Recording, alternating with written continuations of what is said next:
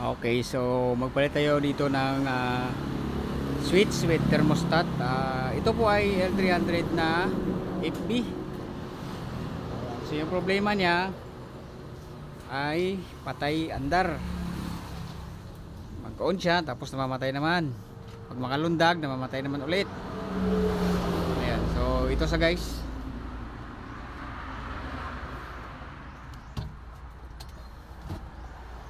Yun o. So ito yung papalitan natin. Kasi yung problema niya ay itong thermostat niya. Ito. Maalog. Tapos pihitin mo pa ng dandahan para mag-on yung aircon. And then pagka ilang seconds lang na mamatay naman ulit, no? So hindi siya stable. Kaya hindi siya malamig sa loob.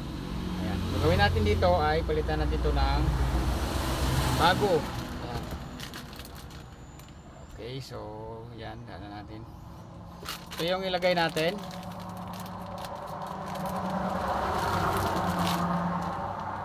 Switch with thermostat.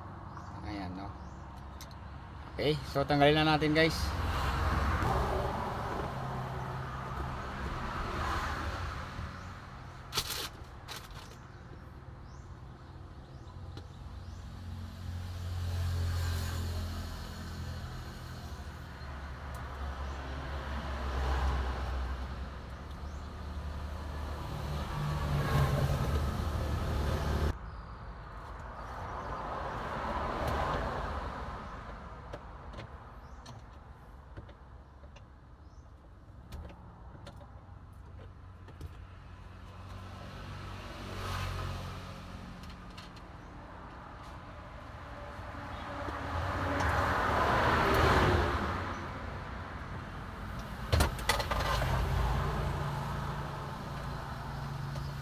Ayan, ito siya. Bunutin lang natin to. Plug and play lang naman to. Ayan o. So, bunutin lang ng socket. Ayan. So ito siya. Ayan. And ito na yung ipalit natin.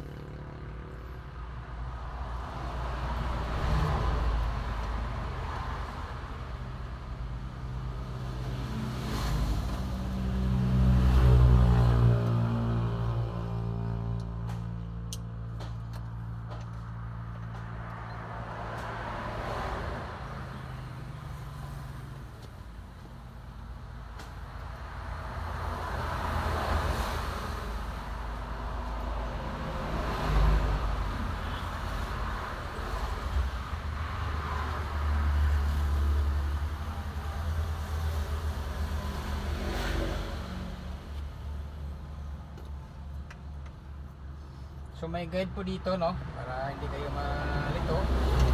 May naka-spline naman yan, no. Pero spline. Subukan dito.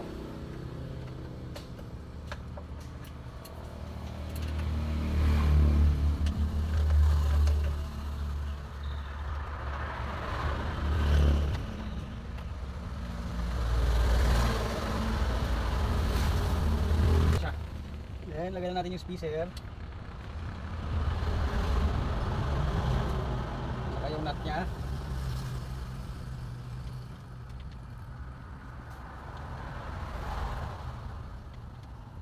May mabibili po ito sa sa Shopee.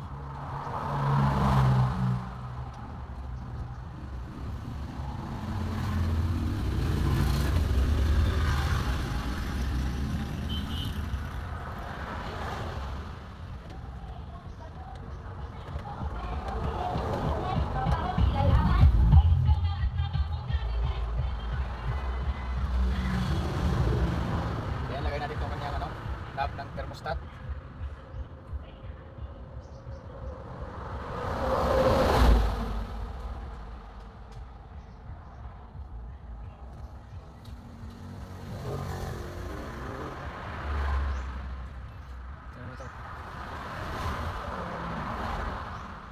So open na natin para ma-off siya.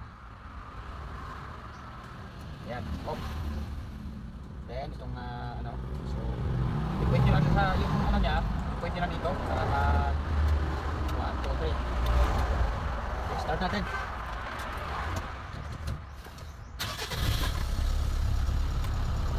Yan.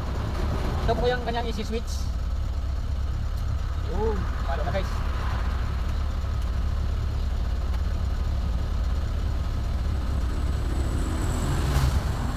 So yan.